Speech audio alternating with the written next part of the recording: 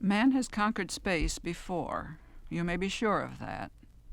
Somewhere beyond the Egyptians, in that dimness out of which come echoes of half-mythical names, Atlantis, Mu, somewhere back of history's first beginnings, there must have been an age when mankind, like us today, built cities of steel to house its star-roving ships and knew the names of the planets in their own native tongues, heard Venus people call their wet world Shardal in that soft, sweet, slurring speech, and mimicked Mars' guttural Loch-Dees from the harsh tongues of Mars' dryland dwellers. You may be sure of it.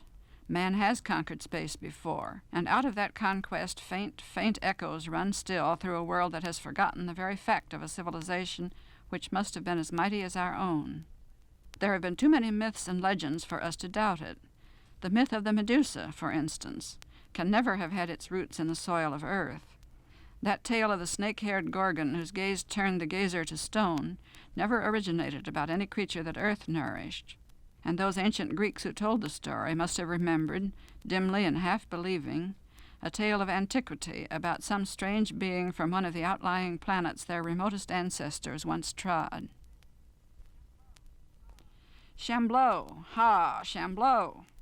The wild hysteria of the mob rocketed from wall to wall of Lochdarrell's narrow streets, and the storming of heavy boots over the slag-red pavement made an ominous undernote to that swelling bay. Shambleau! Shambleau! Northwest Smith heard it coming and stepped into the nearest doorway, laying a wary hand on his heat gun's grip, and his colorless eyes narrowed. Strange sounds were common enough on the streets of Earth's latest colony on Mars, and Smith was a cautious man despite his reputation. He set his back against the wall and gripped his pistol and heard the rising shout come nearer and nearer. Then into his range of vision flashed a red running figure, dodging like a hunted hare from shelter to shelter in the narrow street. It was a brown girl in a single tattered garment whose scarlet burnt the eyes with its brilliance. She ran wearily, and he could hear her gasping breath from where he stood. As she came into view, he saw her hesitate and glance wildly around for shelter. She must not have seen him in the depth of the doorway, for as the bay of the mob grew louder, she gave a despairing little moan and dodged into the recess at his very side. When she saw him standing there, tall and leather brown, hand on his heat gun, she sobbed once, inarticulately, and collapsed at his feet, a huddle of burning scarlet and bare brown limbs. Smith had not seen her face, but she was a girl and sweetly made and in danger, and though he had not the reputation of a chivalrous man, her hopeless huddle at his feet touched that chord of sympathy for the underdog that stirs in many earthmen, and he pushed her gently into the corner behind him and jerked out his gun, just as the first of the running mob rounded the corner. It was a motley crowd, earthmen and Martians and a sprinkling of Venusian swamp men, and strange nameless denizens of unnamed planets. When the first of them turned the corner and saw the empty street before them, there was a faltering in the rush, and the foremost spread out and began to search the doorways on both sides of the street. Looking for something? Smith's sardonic call sounded clear above the clamor of the mob. They turned. The shouting died for a moment as they took in the scene before them. Tall Earthman in the space explorer's leathern garb, all one color from the burning of savage suns, except for the sinister pallor of his no-colored eyes, in a scarred and resolute face, gun in his steady hand, and the scarlet girl crouched behind him, panting. The foremost of the crowd, an Earthman in tattered leather from which the patrol insignia had been ripped away, stared for a moment with a strange expression of incredulity on his face. Then he let loose a deep-throated bellow, "Shambleau!" and lunged forward. Behind him the mob took up the cry again, "Shambleau! Shambleau!" and surged after. Smith, leaning easily against the wall, arms folded and gun hand draped over his left forearm, looked incapable of swift motion, but at the leader's first forward step the pistol swept in a practiced half-circle, and the dazzle of blue-white heat leaping from its muzzle seared an arc in the slag pavement at his feet. It was an old gesture, and not a man in the crowd but understood it. The foremost recoiled swiftly against the surge of those in the rear. Smith's mouth curled into a grim curve as he watched. The man in the mutilated patrol uniform lifted a threatening fist and stepped to the very edge of the deadline, while the crowd rocked to and fro behind him. "Are you crossing that line?" asked Smith in a gentle voice. "We want that girl." "Come and get her." Recklessly, Smith grinned into his face. He saw danger there, but his defiance was not the foolhardy gesture it seemed. An expert psychologist of mobs from long experience, he sensed no murder here. Not a gun had appeared in any hand in the crowd. They desired the girl with a bloodthirstiness he was at a loss to understand, but toward himself he sensed no such fury. Guns would have appeared before now if they were coming out at all. So he grinned in the man's angry face and leaned lazily against the wall. Smith heard the girl moan at his feet. "What do you want with her?" he demanded. "She's Shambleau. Shambleau, you fool. Kick her out of there. We'll take care of her." "I'm taking care of her," drawled Smith. "She's Shambleau, I tell you. Kick her out." The repeated name had no meaning to him, but Smith's innate stubbornness rose defiantly as the crowd surged forward to the very edge of the arc, their clamor growing louder. "Shambleau! Throw her out here! Give us Shambleau! Shambleau!" Smith dropped his indolent pose and planted both feet wide, swinging his gun up menacingly. "Keep back," he yelled. "She's mine. Keep back." To his astonishment, a thing happened then that he had never known to happen before. At his shouted defiance, the foremost of the mob, those who had heard him clearly, drew back a little, not in alarm but evidently surprised. The ex-patrolman said, "Yours? She's yours?" in a voice from which puzzlement crowded out the anger. Smith spread his booted legs wide before the crouching figure and flourished his gun. "Right," he said, "and I'm keeping her." The man stared at him wordlessly, and horror, disgust, and incredulity mingled on his weather-beaten face. "Yours?" Smith nodded defiance. The man stepped back suddenly, unutterable contempt in his very pose. He waved an arm to the crowd and said loudly, "It's his." And the press went silent too, and the look of contempt spread from face to face. The ex-patrolman spat on the slag-paved street and turned his back indifferently. "Keep her, then," he advised briefly over one shoulder, "but don't let her get out again in this town." Smith stared in perplexity as the suddenly scornful mob began to break up. The curious mingling of contempt and disgust on the faces he saw baffled him even more. Instinctive, instant disgust had been in the faces he saw, and they would have looked less so had he admitted to cannibalism or feral worship. And they were leaving as swiftly as if whatever unknowing sin he had committed were contagious. The girl had risen soundlessly. Smith turned to face her, sheathing his gun, and stared at first with curiosity and then in the entirely frank openness with which men regard that which is not wholly human. For she was not. He knew it at a glance, though the brown, sweet body was shaped like a woman's. She wore the garment of scarlet, he saw it was leather, with an ease that few unhuman beings achieved toward clothing. He knew it from the moment he looked into her eyes, and a shiver of unrest went over him as he met them. They were frankly green as young grass, with slit-like feline pupils that pulsed unceasingly, and there was a look of dark animal wisdom in their depths, that look of the beast which sees more than man.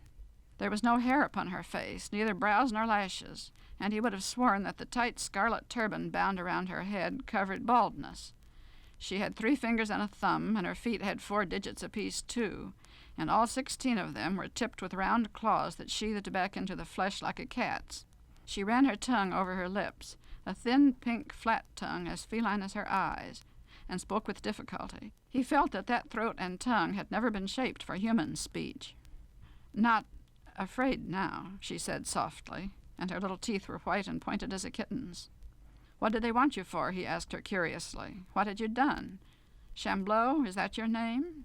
"I not talk your speech," she demurred hesitantly. "Well, try to. I want to know. Why were they chasing you? Will you be safe on the street now, or hadn't you better get indoors somewhere? They look dangerous." "I go with you?" She brought it out with difficulty.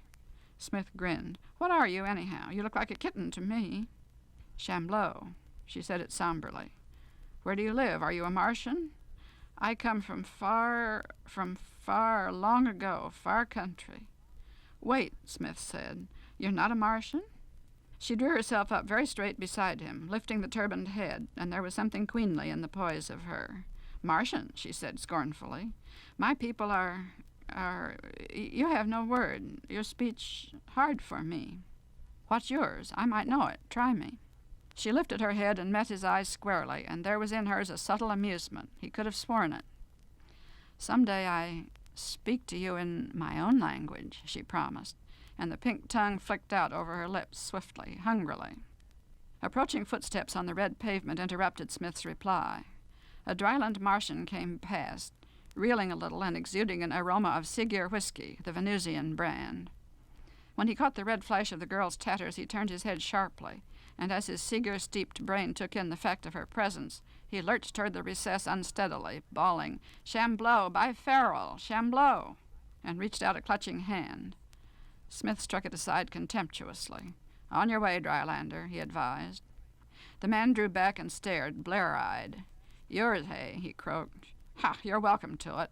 And like the ex-patrolman before him, he spat on the pavement and turned away, muttering harshly in the blasphemous tongue of the drylands. Smith watched him shuffle off, and there was a crease between his colorless eyes, a nameless unease rising within him. "Come on," he said abruptly to the girl. "We'd better get indoors. Where shall I take you?" "With you?" she murmured. He stared down into the flat green eyes. Those ceaselessly pulsing pupils disturbed him, but it seemed to him vaguely that behind the animal shallows of her gaze was a shutter, a closed barrier that might at any moment open to reveal the very deeps of that dark knowledge he sensed there.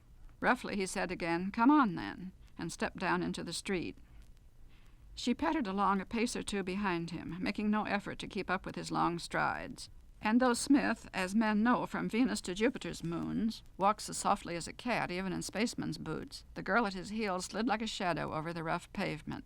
Smith chose the less frequented ways of Yarrell, and somewhat shamefacedly thanked his nameless gods that his lodgings were not far away, for the few pedestrians he met turned and stared after the two with that by now familiar mingling of horror and contempt which he was as far as ever from understanding.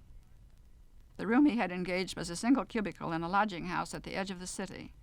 Yarrell, raw camp town that it was in those days, could have furnished little better anywhere within its limits, and Smith's errand there was not one that he wished to advertise. There was no one in sight when he entered, and the girl slipped up the stairs at his heels and vanished through the doorway, shadowy, unseen by anyone in the house. Smith closed the door and leaned his broad shoulders against the panels, regarding her speculatively. She took in what little the room had to offer in a glance: frowsy bed, rickety table, mirror hanging unevenly and cracked against the wall, unpainted chairs. A typical camp-town room in an earth settlement abroad. "You can stay here," Smith said abruptly, "until I leave town. I'm waiting for a friend to come in from Venus. Have you eaten?" "Yes," said the girl quickly. "I shall need no food for a while." "Well," Smith glanced around the room, "I'll be in sometime tonight. You can go or stay just as you please. Better lock the door behind me." With no more formality than that, he left her. The door closed and he heard the key turn and smiled to himself. He did not expect then ever to see her again. He went down the steps and out into the late slanting sunlight with a mind so full of other matters that the brown girl receded very quickly into the background. Smith's errand in Yarrell, like most of his errands, is better not spoken of. Man lives as he must, and Smith's living was a perilous affair, outside the law, and ruled by the ray gun only. It is enough to say that the shipping port and its cargoes outbound interested him deeply just now, and that the friend he awaited was Yarrell the Venusian. Smith and Yarrell had caused the patrol leaders much worry and many gray hairs in the past, and the future looked very bright to Smith himself that evening as he left his lodging house. Yarrell roars by night, as Earthmen's camp towns have a way of doing on every planet where Earth's outposts are, and it was beginning lustily as Smith went down among the awakened lights toward the center of town. His business there does not concern us. Much later he strolled homeward under the moving moons of Mars, and if the street wavered a little under his feet now and then, why, that's only understandable. Not even Smith could drink red Siger at every bar from the Martian Lamb to the New Chicago and remain entirely steady on his feet, but he found his way back with very little difficulty, considering, and spent a good 5 minutes hunting for his key before he remembered he had left it in the inner lock for the girl. He knocked then, and there was no sound of footsteps from within, but in a few moments the latch clicked and the door swung open. She retreated soundlessly before him as he entered and took up her favorite place against the window, leaning back on the sill and outlined against the starry sky beyond. The room was in darkness. Smith flipped the switch by the door and then leaned back against the panels, steadying himself. The cool night air had sobered him a little, and his head was clear enough. Liquor went to Smith's feet, not his head, or he would never have come this far along the lawless way he had chosen. He lounged against the door now, and regarded the girl in the sudden glare of the bulbs, blinded a little, as much at the scarlet of her clothing as at the light. "So you stayed," he said. "I waited," she answered softly. leaning further back against the sill and clasping the rough wood with slim three-fingered hands, pale brown against the darkness. Why? She did not answer that, but her mouth curved into a slow smile. On a woman it would have been reply enough, provocative, daring. On Shambleau there was something pitiful and horrible in it, so human on the face of one half-animal. And yet, that sweet brown body curving so softly from the tatters of scarlet leather, the velvety texture of that brownness, the white flashing smile. Smith was aware of a stirring excitement within him. After all, time would be hanging heavy now until Yarrell came. Speculatively he allowed the steel-pale eyes to wander over her with a slow regard that missed nothing. And when he spoke he was aware that his voice had deepened a little. "Come here," he said. She came forward slowly, on bare clawed feet that made no sound on the floor, and stood before him with downcast eyes and mouth trembling in that pitifully human smile. He took her by the shoulders, velvety soft shoulders of a creamy smoothness that was not the texture of human flesh. A little tremor went over her, perceptibly, at the contact of his hands. Northwest Smith caught his breath suddenly and dragged her to him. Sweet yielding brownness in the circle of his arms. Heard her own breath catch and quicken as her velvety arms closed about his neck. And then he was looking down into her face, very near, and the green animal eyes met his with the pulsing pupils and the flicker of something deep behind their shallows. And through the rising clamor of his blood, even as he stooped his lips to hers, Smith felt something deep within him shudder away, inexplicable, instinctive, revolted. The very touch of her was suddenly loathsome, so soft and velvet and unhuman, and it might have been an animal's face. The dark knowledge looked hungrily, and for an instant he knew that same wild, feverish revulsion he had seen in the faces of the mob. "My God," he gasped, a far more ancient invocation against evil than he realized, and he ripped her arms from his neck, swung her away with such force that she reeled halfway across the room. Smith fell back against the door, breathing heavily, and stared at her while the wild revolt died slowly within him. She had fallen to the floor beneath the window, and he saw that her turban had slipped.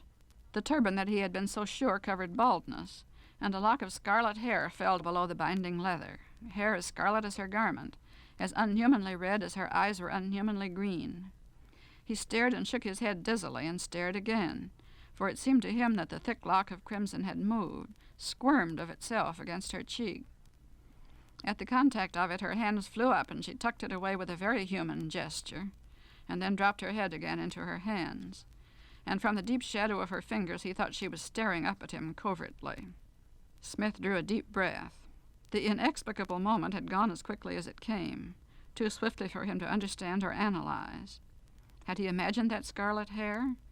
After all, she was no more than a pretty brown girl creature from one of the many half-human races peopling the planets. A pretty little thing, but animal. He laughed a little shakily. "No more of that," he said. "God knows I'm no angel, but there's got to be a limit, somewhere." He crossed to the bed and sorted out a pair of blankets, tossing them to the far corner of the room. "You can sleep there." Wordlessly she rose from the floor and began to rearrange the blankets, the uncomprehending resignation of the animal eloquent in every line of her. Smith had a strange dream that night.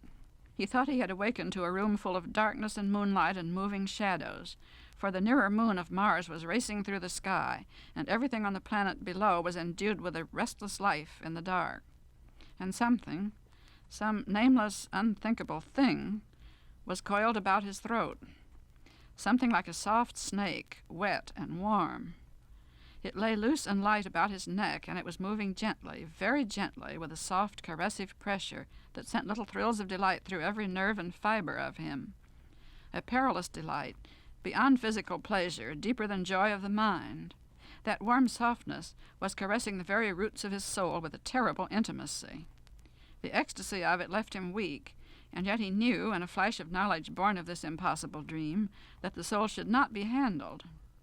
And with that knowledge a horror broke upon him, turning the pleasure into a rapture of revulsion, hateful, horrible, but still most foully sweet. He tried to lift his hands and tear the dream monstrosity from his throat, tried, but half-heartedly. For though his soul was revolted to its very deeps, yet the delight of his body was so great that his hands all but refused the attempt. But when at last he tried to lift his arms, a cold shock went over him, and he found that he could not stir. His body lay stony as marble beneath the blankets, a living marble that shuddered with a dreadful delight through every rigid vein. The revulsion grew strong upon him as he struggled against the paralyzing dream, titanically, until the moving dark was streaked with blankness that clouded and closed about him at last, and he sank back into the oblivion from which he had wakened. Next morning, the bright sunlight shining through Mars' clear, thin air awakened him, and Smith lay for a while trying to remember. The dream had been more vivid than reality, but he could not now quite recall, only that it had been more sweet and horrible than anything else in life. He lay puzzling for a while, until a soft sound from the corner aroused him, and he sat up to see the girl lying in a cat-like coil on her blankets, watching him with round, grave eyes. He regarded her somewhat ruefully. "Morning," he said. "I've just had the devil of a dream." "Well, hungry?" She shook her head silently, and he could have sworn there was a gleam of strange amusement in her eyes. He stretched and yawned, dismissing the nightmare from his mind. "What am I going to do with you?" he inquired, turning to more immediate matters. "I'm leaving here in a day or two, and I can't take you along, you know. Where'd you come from in the first place?" Again she shook her head. "Not telling? Well, it's your own business. You can stay here until I give up the room. From then on you'll have to do your own worrying." He swung his feet to the floor and reached for his clothes. 10 minutes later, slipping the heat gun into its holster at his thigh, Smith turned to the girl. "There's food concentrate in that box on the table. It ought to hold you until I get back, and you'd better lock the door again after I've gone." Her wide, unwavering stare was his only answer, and he was not sure she had understood. But at any rate, the lock clicked after him as before, and he went down the steps with a faint grin on his lips. The memory of last night's extraordinary dream was slipping from him, as such memories do, and by the time he had reached the street, the girl and the dream and all of yesterday's happenings were blotted out by the sharp necessities of the present. Again, the intricate business that had brought him here claimed his attention. There was a good reason behind everything he did, from the moment he stepped out into the street until the time when he turned back again at evening, though had one chosen to follow him during the day, his apparently aimless ramblings through Yarrell would have seemed very pointless. He must have spent 2 hours at least idling by the spaceport, watching with sleepy, colorless eyes the ships that came and went, the passengers, the vessels lying at wait, the cargoes, particularly the cargoes. He made the rounds of the town saloons once more, consuming many glasses of varied liquors in the course of the day, and engaging in idle conversation with men of all races and worlds, usually in their own languages, for Smith was a linguist of repute among his contemporaries. He heard the gossip of the spaceways, news from a dozen planets of 1,000 different events. He heard the latest joke about the Venusian emperor, and the latest report from the Chino-Aryan War, and the latest song, hot from the lips of Rose Robertson, whom every man on the civilized planets adored as the Georgia Rose. He passed the day quite profitably for his own purposes, which do not concern us now, and it was not until late evening, when he turned homeward again, that the thought of the brown girl in his room took definite shape in his mind, though it had been lurking there, formless and submerged, all day. He had no idea what comprised her usual diet, but he bought a can of New York roast beef and one of Venusian frog broth, and a dozen fresh canal apples and 2 pounds of that earth lettuce that grows so vigorously in the fertile canal soil of Mars. He felt she must surely find something to her liking in this broad variety of edibles, and, for his day had been very satisfactory, he hummed The Green Hills of Earth to himself in a surprisingly good baritone as he climbed the stairs. The door was locked as before, and he was reduced to kicking the lower panels gently with his boot, for his arms were full. She opened the door with that softness that was characteristic of her, and stood regarding him in the semi-darkness as he stumbled to the table with his load. The room was unlit again. "Why don't you turn on the lights?" he demanded irritably, after he had barked his shin on the chair by the table in an effort to deposit his burden there. "Light and dark, they are alike to me," she murmured. "Cat eyes, eh? Well, you look the part. Here, I've brought you some dinner. Take your choice. Fond of roast beef, or how about a little frog broth?" She shook her head and backed away a step. "No," she said, "I cannot eat your food." Smith's brows wrinkled. "Didn't you have any of the food tablets?" Again the red turban shook negatively. "Then you haven't had anything for, well, it's more than 24 hours. You must be starved." "Not hungry," she denied. "What can I find for you to eat, then? There's time yet if I hurry. You've got to eat, child." "I shall eat," she said softly. "Before long I shall feed. Have no worry." She turned away then and stood at the window, looking out over the moonlit landscape as if to end the conversation. Smith cast her a puzzled glance as he opened the can of roast beef. There had been an odd undernote in that assurance that he did not like. And the girl had teeth and tongue and presumably a fairly human digestive system, to judge from her human form. It was nonsense for her to pretend that he could find nothing she could eat. She must have had some of the food concentrate after all, he decided, prying up the thermos lid of the inner container to release the long-sealed savor of the hot meat inside. Well, if you won't eat, you won't, he observed philosophically as he poured hot broth and diced beef into the dish-like lid of the thermos can. She turned a little to watch him as he pulled up a rickety chair and sat down to the food, and after a while the realization that her green gaze was fixed so unwinkingly upon him made the man nervous. And he said, "Why don't you try a little of this? It's good." "The food I eat is better," her soft voice told him in its hesitant murmur, and again he felt rather than heard a faint undernote of unpleasantness in the words. A sudden suspicion struck him as he pondered on that last remark, some vague memory of horror tales told about campfires in the past, and he swung around in the chair to look at her, a little creeping fear unaccountably arising. There had been that in her words, in her unspoken words, that menaced. She stood up beneath his gaze demurely, wide green eyes with their pulsing pupils meeting his without a falter, but her mouth was scarlet and her teeth were sharp. What food do you eat?" he demanded, and then, after a pause, very softly, "Blood?"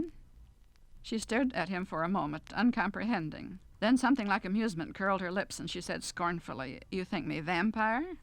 "No, I am Shambleau." Unmistakably there was scorn and amusement in her voice at the suggestion, but as unmistakably she knew what he meant, accepted it as a logical suspicion. Vampires. Fairy tales, but fairy tales this unhuman outland creature was most familiar with.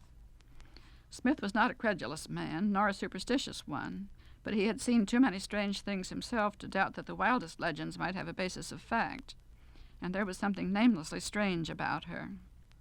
He puzzled over it for a while between deep bites of the canal apple, and though he wanted to question her about a great many things, he did not, for he knew how futile it would be.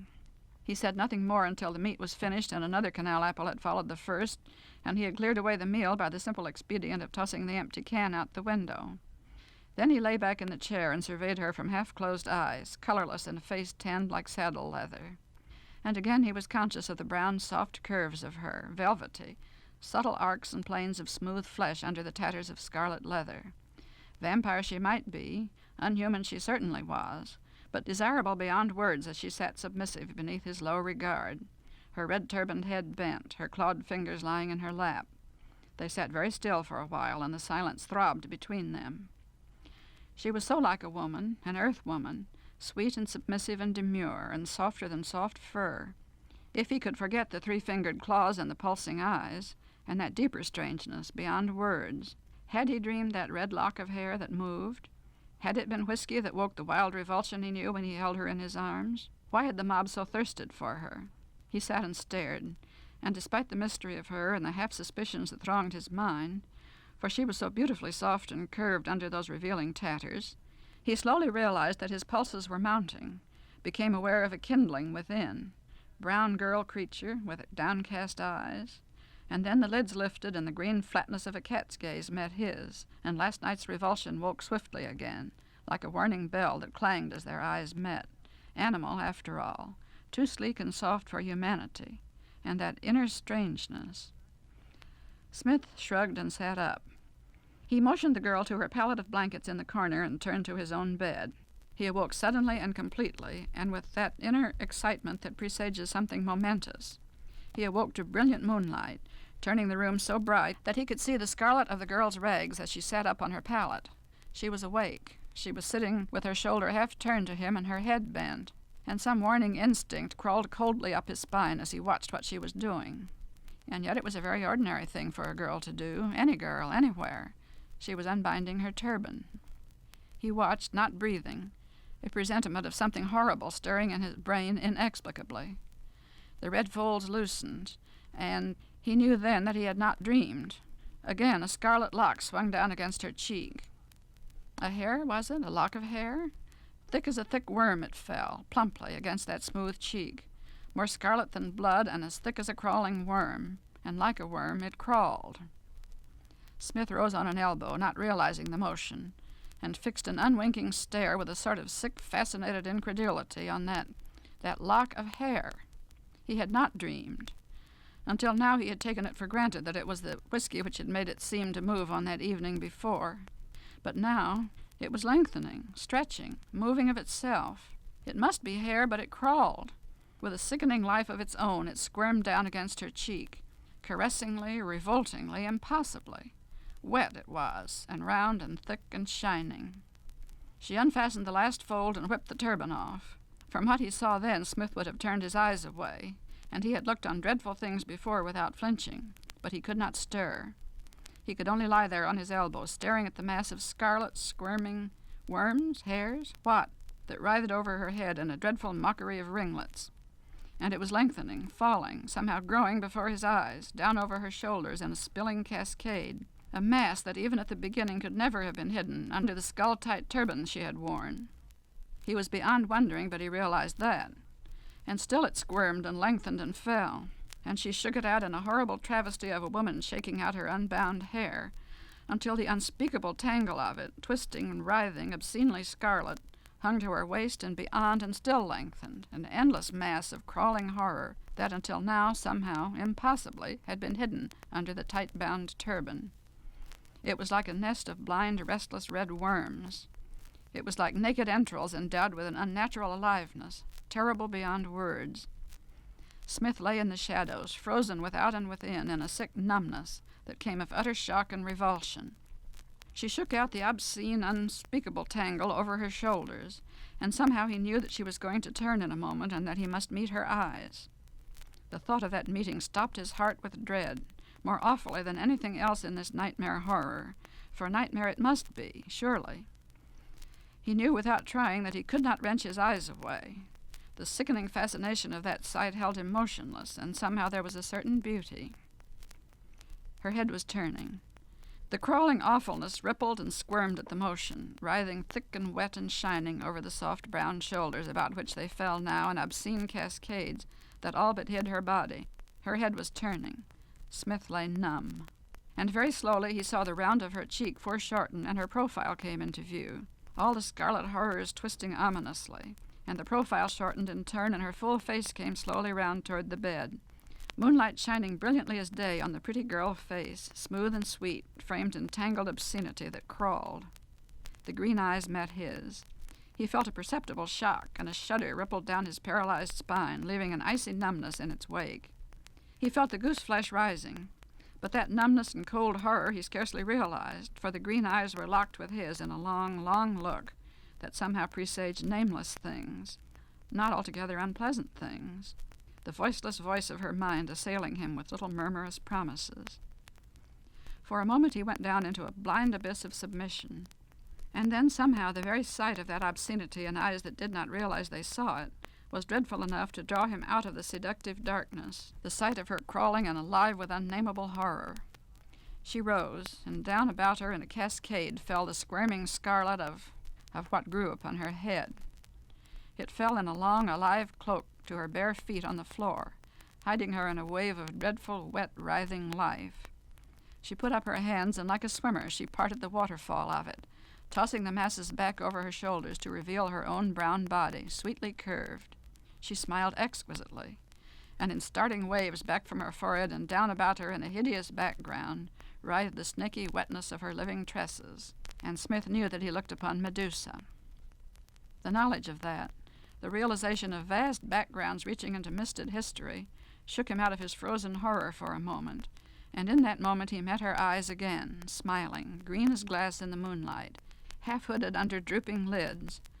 Through the twisting scarlet she held out her arms, and there was something soul-shakingly desirable about her, so that all the blood surged to his head suddenly, and he stumbled to his feet like a sleeper in a dream, as she swayed toward him, infinitely graceful, infinitely sweet in her cloak of living horror. And there was beauty in it, the wet scarlet writhings, with moonlight sliding and shining along the thick worm-round tresses and losing itself in the masses, only to glint again and move silverly along writhing tendrils. An awful shuddering beauty more dreadful than any ugliness could be. But all this, again, he but half realized, for the insidious murmur was coiling again through his brain, promising, caressing, alluring, sweeter than honey, and the green eyes that held his were clear and burning like the depth of a jewel. And behind the pulsing slits of darkness he was staring into a greater dark that held all things, He had known, dimly he had known, when he first gazed into those flat animal shallows, that behind them lay this, all beauty and terror, all horror and delight, in the infinite darkness upon which her eyes opened like windows paned with emerald glass. Her lips moved, and in a murmur that blended indistinguishably with the silence and the sway of her body and the dreadful sway of her hair, passionately, "I shall speak to you now, in my own tongue, O beloved." And in her living cloak she swayed to him, the murmur swelling seductive and caressing in his innermost brain, promising, compelling, sweeter than sweet. His flesh crawled to the horror of her, but it was a perverted revulsion that clasped what it loathed. His arm slid round her under the sliding cloak, wet and warm and hideously alive, and the sweet velvet body was clinging to his, her arms locked about his neck, and with a whisper and a rush the unspeakable horror closed about them both. In nightmares until he died he remembered that moment when the living tresses of Shambleau first folded him in their embrace. A nauseous, smothering odor as the wetness shut round him, thick pulsing worms clasping every inch of his body, sliding, writhing, their wetness and warmth striking through his garments as if he stood naked to their embrace. All this in a graven instant, and after that a tangling flash of conflicting sensation before oblivion closed over him. For he remembered the dream and knew it for a nightmare reality now, and the sliding, gently moving caress of those wet, warm worms upon his flesh was an ecstasy above words, that deeper ecstasy that strikes beyond the body and beyond the mind and tickles the very roots of the soul with unnatural delight. So he stood, rigid as marble, as helplessly stony as any of Medusa's victims in ancient legends were, while the terrible pleasure of Shambleau thrilled and shuddered through every fiber of him, through every atom of his body and the intangible atoms of what men call the soul. Through all that was Smith the dreadful pleasure ran, and it was truly dreadful. Dimly he knew it, even as his body answered to the root-deep ecstasy, a foul and dreadful wooing from which his very soul shuddered away. And yet in the innermost depths of that soul some grinning traitor shivered with delight. But deeply, beyond all this, he knew horror and revulsion and despair beyond all telling, while the intimate caresses crawled obscenely in the secret places of his soul, knew that the soul should not be handled, and shook with a perilous pleasure through it all.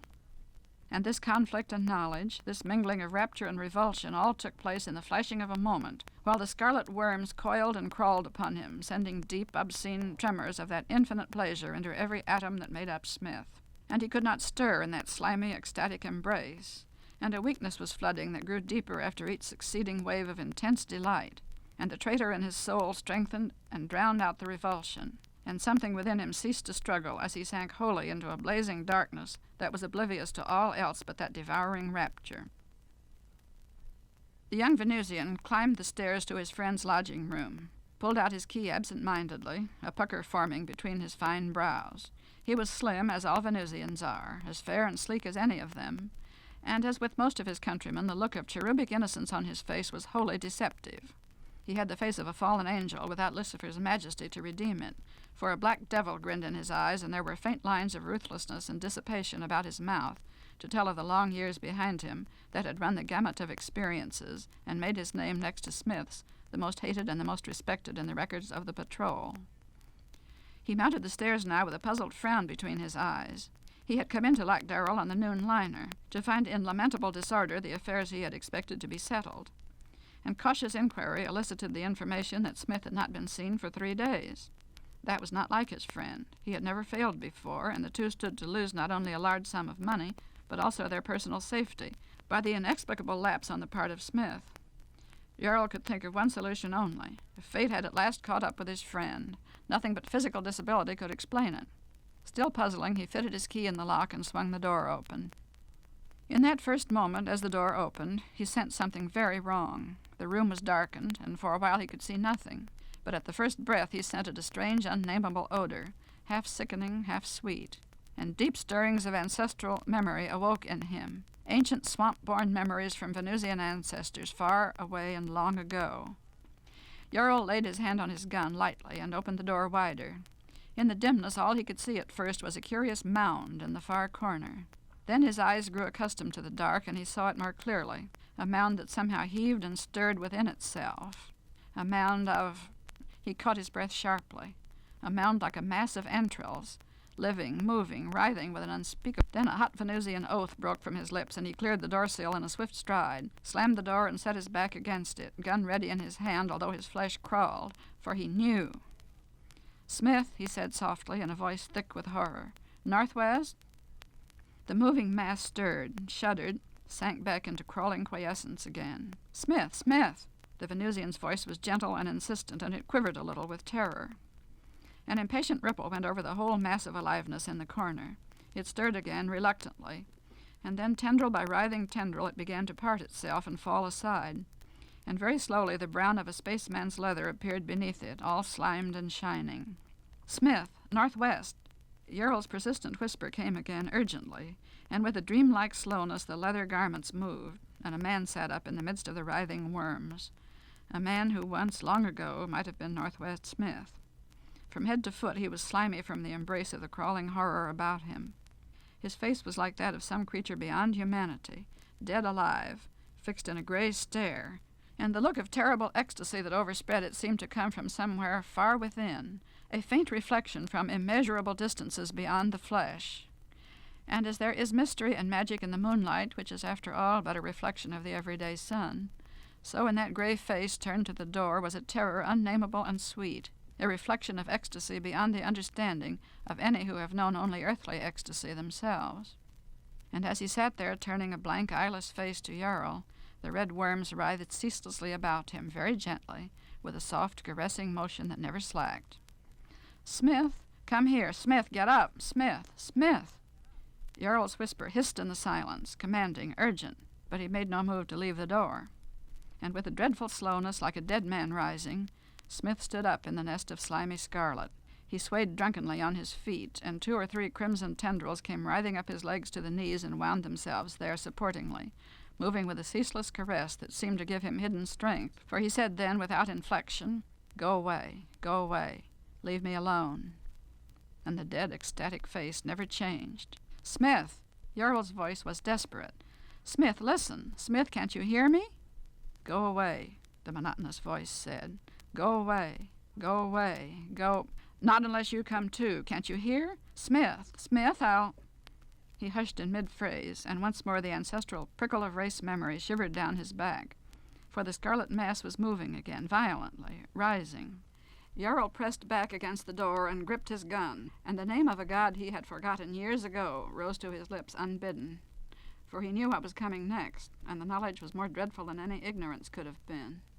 The red, writhing mass rose higher, and the tendrils parted, and a human face looked out, no, half-human, with green cat eyes that shone in that dimness like lighted jewels, compellingly. Yarrell breathed "Shar" again, and flung up an arm across his face, and the tingle of meeting that green gaze for even an instant went thrilling through him perilously. "Smith," he called in despair. "Smith, can't you hear me?" "Go away," said the voice that was not Smith's. "Go away." And somehow, although he dared not look, Yarrell knew that the other had parted those worm-thick tresses and stood there in all the human sweetness of the brown, curved woman's body, cloaked in living horror.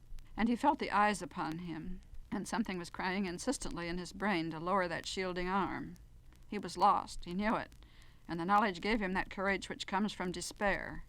The voice in his brain was growing, swelling, deafening him with a roaring command that all but swept him before it. Command to lower that arm, to meet the eyes that opened upon darkness, to submit, and a promise, murmurous and sweet and evil beyond words, of pleasure to come. But somehow he kept his head. Somehow, dizzily, he was gripping his gun in his upflung hand. Somehow, incredibly, crossing the narrow room with averted face, groping for Smith's shoulder. There was a moment of blind fumbling and emptiness, and then he found it, and gripped the leather that was slimy and dreadful and wet, and simultaneously he felt something loop gently about his ankle, and a shock of repulsive pleasure went through him, and then another coil and another wound about his feet. Yarrell set his teeth and gripped the shoulder hard, and his hand shuddered of itself, for the feel of that leather was slimy as the worms about his ankles, and a faint tingle of obscene delight went through him from the contact. That caressing pressure on his leg was all he could feel, and the voice in his brain drowned out all other sounds, and his body obeyed him reluctantly. But somehow he gave one heave of tremendous effort and swung Smith stumbling out of that nest of horror. The twining tendrils ripped loose with a little sucking sound, and the whole mass quivered and reached after. And then Yarrell forgot his friend utterly and turned his whole being to the hopeless task of freeing himself. For only a part of him was fighting now. Only a part of him struggled against the twining obscenities. And in his innermost brain the sweet seductive murmur sounded, and his body clamored to surrender. Shar Ydanis, Shar Marol Arol, prayed Yarrell, gasping and half-conscious that he spoke, boy's prayers that he had forgotten years ago. And with his back half-turned to the central mass, he kicked desperately with his heavy boots at the red, writhing worms about him. They gave back before him, quivering and curling themselves out of reach, and though he knew that more were reaching for his throat from behind, at least he could go on struggling until he was forced to meet those eyes. He stamped and kicked and stamped again, and for one instant he was free of the slimy grip as the bruised worms curled back from his heavy feet, and he lurched away dizzily, sick with revulsion and despair as he fought off the coils. And then he lifted his eyes and saw the cracked mirror on the wall. Dimly in its reflection he could see the writhing scarlet horror behind him, its face peering out with a demure girl smile, dreadfully human, and all the red tendrils reaching after him. And remembrance of something he had read long ago swept incongruously over him, and the gasp of relief and hope that he gave shook for a moment the grip of the command in his brain. Without pausing for a breath, he swung the gun over his shoulder, the reflected barrel in line with the reflected horror in the mirror, and flicked the catch. In the mirror he saw its blue flame leap in a dazzling spate across the dimness, full into the midst of that squirming, reaching mass behind him. There was a hiss and a blaze and a high, thin scream of inhuman malice and despair. The flame cut a wide arc and went out as the gun fell from his hand, and Yarrell pitched forward to the floor. Northwest Smith opened his eyes to Martian sunlight streaming thinly through the dingy window. Something wet and cold was slapping his face, and the familiar fiery sting of Seagear whiskey burnt his throat. "Smith," Yarrell's voice was saying from far away, "wake up, damn you, wake up." "I'm awake," Smith managed to articulate thickly. "What's the matter?" Then a cup rim was thrust against his teeth, and Yarrell said irritably, "Drink it, you fool." Smith swallowed obediently, and more of the fire-hot whiskey flowed down his grateful throat. It spread a warmth through his body that awakened him from the numbness that had gripped him until now, and helped a little toward driving out the all-devouring weakness he was becoming aware of slowly. He lay still for a few minutes while the warmth of the whiskey went through him, and memory sluggishly began to permeate his brain with the spread of the Seagear. Nightmare memories, sweet and terrible, memories of... "God!" gasped Smith suddenly, and tried to sit up. Weakness smote him like a blow, and for an instant the room wheeled as he fell back against something firm and warm, Yarrell's shoulder. The Venusian's arm supported him while the room steadied, and after a time he twisted a little and stared into the other's black gaze. Yarrell was holding him with one arm and finishing the mug of Seagear himself, and the black eyes met his over the rim and crinkled into sudden laughter, half hysterical after the terror that was past. "By Farrell, Northwest, I'm never going to let you forget this. Next time you have to drag me out of a mess, I'll say..." "Let it go," said Smith. "What's been going on? How..." "It was Shambleau." Yarrell's laughter died. "Shambleau? What were you doing with a thing like that?" "What was it?" Smith asked again. "Mean to say you don't know? But where'd you find it?" "Suppose you tell me first what you know," said Smith firmly. "And another swig of that Seagear, too, please. I need it." "Can you hold the mug now? Feel better?" "Yeah, some. I can hold it. Thanks. Now go on." "Well, I don't know just where to start. They call them Shambleau." "Good God, is there more than one?" "It's a sort of race, I think, one of the very oldest. Where they come from, nobody knows. There have always been Shambleaus." "I never heard of 'em." "Not many people have, and those who know don't talk about it much." "Well, half this town knows." "Yes, it happens like this sometimes. They'll appear and the news will spread and the town will get together and hunt them down, and after that, well, the story doesn't get around very far. It's just too unbelievable." "But my God, Yarrell, what was it? Where did it come from?" "Nobody knows just where they come from. Another planet, maybe some undiscovered one. Some say Venus. I know there's some rather awful legends of them handed down in our family. And the minute I opened that door a while back, I think I knew that smell." "But what are they?" "God knows. Not human, though they have the human form. Or maybe that's only an illusion. Or maybe I'm crazy. I don't know. They're a species of vampire. Or maybe the vampire is a species of them. Their normal form must be that mass, and in that form they draw nourishment from I suppose, the life forces of men." And they take some form, usually a woman form, I think, and they key you up to the highest pitch of emotion before they begin. And they give always that horrible foul pleasure as they feed. There are some men who, if they survive the first experience, take to it like a drug, can't give it up, keep the thing with it all their lives, which isn't long, feeding it for that ghastly satisfaction. Yes, said Smith, I'm beginning to understand why that crowd was so surprised and disgusted when well, never mind, go on. Did you get to talk to it? Asked Yarrell. I tried to. It couldn't speak very well. I asked it where it came from, and it said from far away and long ago, something like that. I wonder. Possibly some unknown planet, but I think not. You know, there are so many wild stories with some basis of fact to start from that I've sometimes wondered, mightn't there be a lot more of even worse and wilder superstitions we've never even heard of? Things like this, blasphemous and foul, that those who know have to keep still about. Awful, fantastic things running around loose that we never hear rumors of at all. These things, they've been in existence for countless ages. No one knows when or where they first appeared. Those who've seen them, as we saw this one, don't talk about it. It's just one of those vague, misty rumors you find half-hinted in old books sometimes.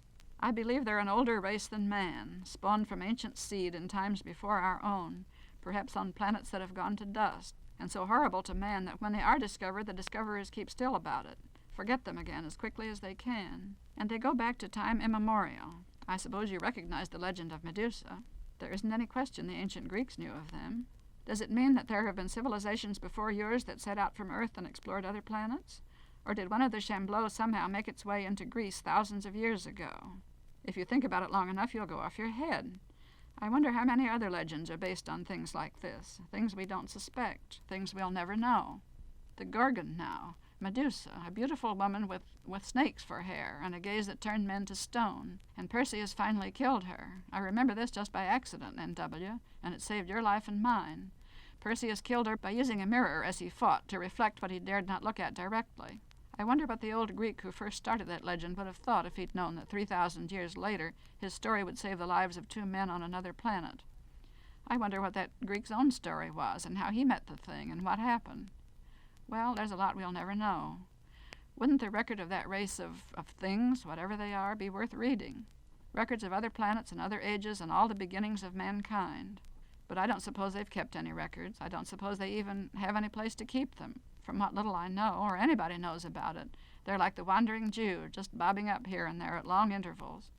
And where they stay in the meantime, I'd give my eyes to know. I don't believe that terribly hypnotic power they have indicates any superhuman intelligence. It's their means of getting food, just like a frog's long tongue or a carnivorous flower's odor. These are physical because the frog and the flower eat physical food. The Shambleau uses a mental reach to get mental food. I don't quite know how to put it. Just as a beast that eats the bodies of other animals acquires with each meal greater power over the bodies of the rest, so the Shambleau, stoking itself up with the life forces of men, increases its power over the minds and souls of other men. But I'm talking about things I can't define, things I'm not sure exist. I only know that when those tentacles closed around my legs, I didn't want to pull loose. I felt sensations that I'm fouled and filthy to the very deepest part of me by that pleasure. And yet, I know, said Smith slowly. The effect of the seeger was beginning to wear off, and weakness was washing back over him in waves. And when he spoke, he was half meditating in a low voice, scarcely realizing that Yarrell listened. I know it, much better than you do. And there's something so indescribably awful that the thing emanates, something so utterly at odds with everything human, there aren't any words to say it. For a while I was part of it, literally, sharing its thoughts and memories and emotions and hungers. And, well, it's over now, and I don't remember very clearly, but the only part left free was that part of me that was all but insane from the obscenity of the thing. And yet it was a pleasure so sweet. I think there must be some nucleus of utter evil in me, in everyone, that needs only the proper stimulus to get complete control. Because even while I was sick all through from the touch of those things, there was something in me that was simply gibbering with delight. Because of that, I saw things, and knew things, horrible, wild things I can't quite remember. Visited unbelievable places, looked backward through the memory of that creature I was one with, and saw, God, I wish I could remember. You ought to thank your God you can't, said Yarrell soberly. His voice roused Smith from the half-trance he had fallen into, and he rose on his elbow, swaying a little from weakness. The room was wavering before him, and he closed his eyes, not to see it. But he asked, "You say they don't turn up again? No way of finding another?" Yarrell did not answer for a moment. He laid his hands on the other man's shoulders and pressed him back, and then sat staring down into the dark, ravaged face with a new, strange, undefinable look upon it that he had never seen there before, whose meaning he knew too well. "Smith," he said finally, and his black eyes for once were steady and serious, and the little grinning devil had vanished from behind them. "Smith, I've never asked your word on anything before, but I've earned the right to do it now, and I'm asking you to promise me one thing." Smith's colorless eyes met the black gaze unsteadily. Irresolution was in them, and a little fear of what that promise might be. And for just a moment Yarrell was looking not into his friend's familiar eyes, but into a wide gray blankness that held all horror and delight, a pale sea with unspeakable pleasures sunk beneath it. Then the wide stare focused again, and Smith's eyes met his squarely, and Smith's voice said, "Go ahead, now promise." "That if you should ever meet a Shambleau again, ever, anywhere, you'll draw your gun and burn it to hell the instant you realize what it is. Will you promise me that?" There was a long silence. Yarrell's somber black eyes bored relentlessly into the colorless ones of Smith, not wavering. And the veins stood out on Smith's tanned forehead. He never broke his word. He had given it perhaps half a dozen times in his life, but once he had given it, he was incapable of breaking it. And once more the gray seas flooded in a dim tide of memories, sweet and horrible beyond dreams. Once more Smith was staring into blankness that hid nameless things. The room was very still. The gray tide ebbed. Smith's eyes, pale and resolute as steel, met Yarrell's levelly. "I'll try," he said, and his voice wavered.